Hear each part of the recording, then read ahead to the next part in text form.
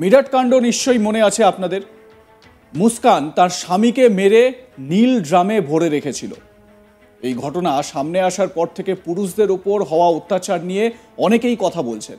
আসলে আমাদের সমাজে মহিলাদের উপর অত্যাচার হলে সেই নিয়ে অনেক কথা হয়, আলোচনা হয়, আবার বিভিন্ন অ্যাকশনও নেওয়া হয়। কিন্তু ছেলেদের ওপর বা পুরুষদের ওপর অত্যাচার নিয়ে সেভাবে কথা হয় না। এই মুস্কানের ঘটনাই ধরুন না, মুস্কানের ঘটনার পর ফের এক স্বামীর করুণ পরিণতির ভিডিও সোশ্যাল মিডিয়ায় ভাইরাল, যেখানে স্বামীর উপর অমানবিক অত্যাচার করছেন স্ত্রী। গোপন ক্যামেরায় ধরা পড়েছে সেই ভিডিও। আপনাদের আগে এক ঝলক দেখাবো সেই ভিডিওটি, দেখুন।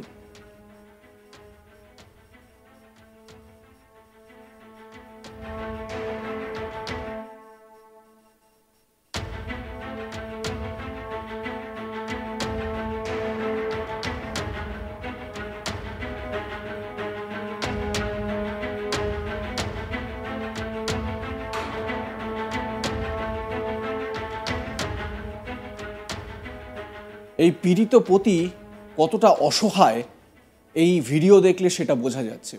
এই অত্যাচারের ভিডিও এখন সোশ্যাল মিডিয়ায় ভাইরাল, যেখানে দেখা গেছে স্বামীকে বেধড়ক মারধর করছেন স্ত্রী। ওই ভিডিও দেখিয়ে নিরাপত্তা চেয়ে পুলিশের দ্বারস্থ হয়েছেন ওই ব্যক্তি। তার কথা অনুসারে তার স্ত্রী তার উপর ব্যাপক অত্যাচার চালান। যদিও এই ভিডিওর সত্যতা যাচাই করেনি আজ তাক বাংলা। আপনাদের এই ভিডিওটি আরও একবার দেখাই, তাহলে বুঝতে পারবেন যে কীরকম অত্যাচার চালানো হচ্ছে স্বামীর বিরুদ্ধে। শুধু মার খাচ্ছেন নির্লিপ্ত স্বামী। দেখুন ভিডিওটি।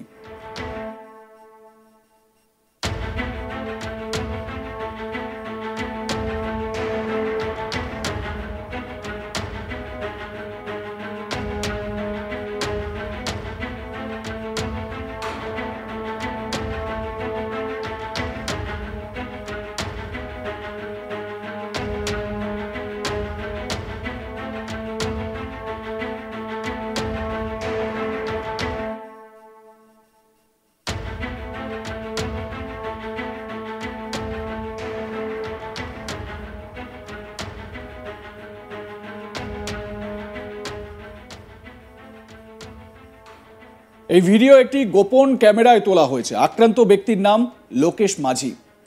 জানা গেছে ওই ব্যক্তি পেশায় রেলের লোকো পাইলট। তার অভিযোগ, তার স্ত্রী হর্ষিতা রাইকার তার উপর অত্যাচার চালান। তিনি প্রায় দিন স্ত্রীর হাতে মার খান। তাই তিনি এই ভিডিও সামনে আনার জন্য ঘরের মধ্যে ক্যামেরা লুকিয়ে রেখেছিলেন। এরপর তিনি স্ত্রীর বিরুদ্ধে গার্হস্থ্য হিংসার অভিযোগ তুলে মধ্যপ্রদেশের পান্নার পুলিশ সুপারের দ্বারস্থ হয়েছেন। 2023 সালে তার বিয়ে হয়।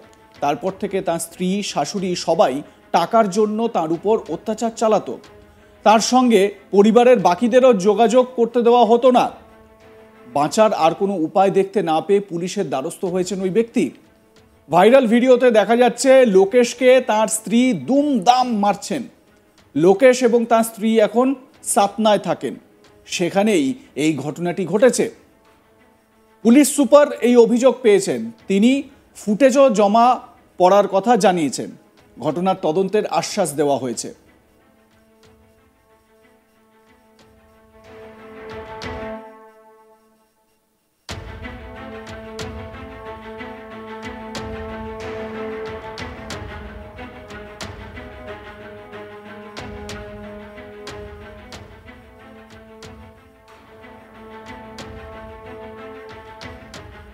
আমরা এই বিষয়ে কথা বলেছিলাম পুরুষ অধিকার রক্ষা কর্মী নন্দিনী ভট্টাচার্যের সঙ্গে। কি বলছেন নন্দিনীদি, শুনুন।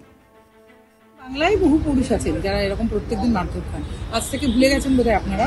2 বছর করোনার সময় একটি ছেলে এভাবে প্রচণ্ড মার খেয়েছিল এবং সেটাই টিভি চ্যানেলে সমস্ত প্রচারিত হয়েছিল। ছেলেটি আমাদের কাছেও এসেছিল, সে নিয়ে প্রচণ্ড হইচই হয়েছিল তাকে। এবং আমাদের কাছে প্রত্যেকদিন পুরুষ মানুষ আসছেন। গতকাল একজন এসেছিলেন, তার মাকে এমনভাবে মারা হয়েছে, না দেখলে তো আমি বিশ্বাস করতে পারতাম না।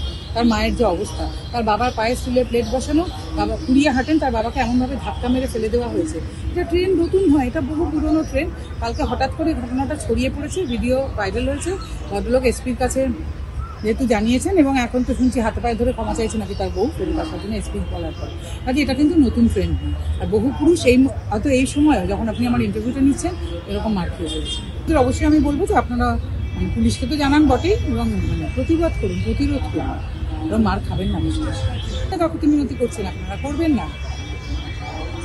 আপনারা সবসময় একটা কথা বলেন, মেয়েদের পক্ষে সব আইন, ঠিক আছে, মেয়েদের পক্ষে আইন বলে তো এরকম আপনাদের কাকুতি মিনতি করতে হবে, কখনো প্রতিবাদ করুন, প্রতিরোধ করুন। তো সরকারি হসপিটালে যান, আপনাদের মারধর করা হলে তার রিপোর্ট করান, করিয়ে থানায় যান। আমি কোনো পুরুষ মানুষকে কথা বলবো না হাত জোর করে। দেখুন, আমি আজকে যদি এখানে বসে বলি আপনারাও মারুন, তাহলে তো সেটা সাংঘাতিক একটা ব্যাপার হবে, কিন্তু সেটা তো বলা যায় না। আমি তবু বলবো আপনারা হাত জোরটা করবেন না, মারধর করলে থানায় মেডিকেল করান, মেডিকেল করিয়ে থানায় যান, যেটা করা উচিত সেটা করুন, প্রতিরোধ করুন। বলুন যে তুমি কেন আমার গায়ে হাত তুলবে এভাবে, কিসের জন্য? না না, আপনারা হাত জোর করছেন কিন্তু আপনারা প্রমাণ করে দিচ্ছেন আপনারা ভীষণ দুর্বল, ঠিক না? আপনারা কিন্তু আগের থেকে অনেক সচেতন হয়েছেন এবং তারা চেষ্টা করছেন এই প্রতিরোধগুলো গড়ে তোলা। বাংলার পুরুষ অন্তত আগের থেকে খানিকটা হলেও, অন্তত এই একটা ব্যাপারে কিন্তু বাংলা খানিকটা এগিয়েছেন, পুরুষ অধিকারের ব্যাপারে অনেক বছর। আজকে না, সে আপনার দাদুর আমল থেকেই হচ্ছিলেন, আপনি জানতেন না আপনারা এটা। এখন আমরা একটু চিৎকার চেঁচামেচি করার দরুন সেটা জানাজানি হয়েছে। এটা তো অনেকদিন আগের আর্টিকেল যে পৃথিবীতে ভারতবর্ষের পুরুষদেরকে স্বামী পেটানোতে নারীরা তৃতীয়, ইজিপ্ট এবং ইউকের পরে ভারতবর্ষ। কি পরামর্শ দেবেন এই পুরুষদের? না, আমি বলবো হাত জোর কখনোই করবেন না। এরকম হলে সঙ্গে সঙ্গে সরকারি হসপিটালে মেডিকেল করান, তারপরে থানায় যান। এবং থানায় যাওয়ারও দরকার নেই, থানায় রেজিস্টার টুইট রেডি করে বা মেল করে দিন। আজকাল তো মেলের বিরাট সুবিধা হয়েছে, মেল করে দিন। যারা একটু গ্রামের দিকে থাকেন প্রত্যন্ত, তারা রেজিস্টার টুইট রেডি করে দিন, সঙ্গে বাবার সঙ্গে যাওয়ার সঙ্গে করা, সঙ্গে সঙ্গে কিছু বলার নেই। তারা তো কিছু শোনেন না, কারণ তারা মনে করেন আইন তাদের হাতে আছে, থানা পুলিশ তাদের হাতে, তারা যা খুশি তাই কেন মনে করেন, কেন তাদের হাতে আইন দেওয়া হয়েছে, তাই জন্য।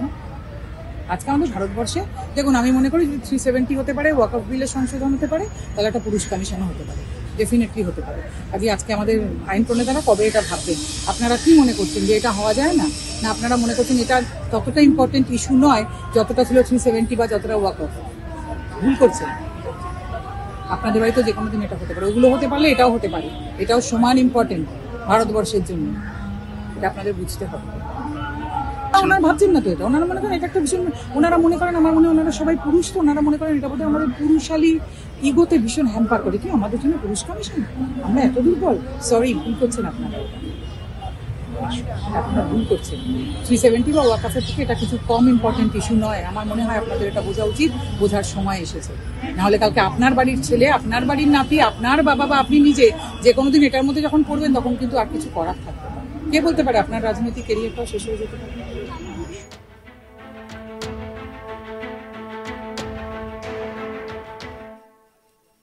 এ বিষয়ে আপনাদের মতামত জানান। দেখতে থাকুন আজ তাক বাংলা। সাবস্ক্রাইব করুন আমাদের ইউটিউব চ্যানেলটি, বেল আইকন প্রেস করুন নোটিফিকেশন পেতে।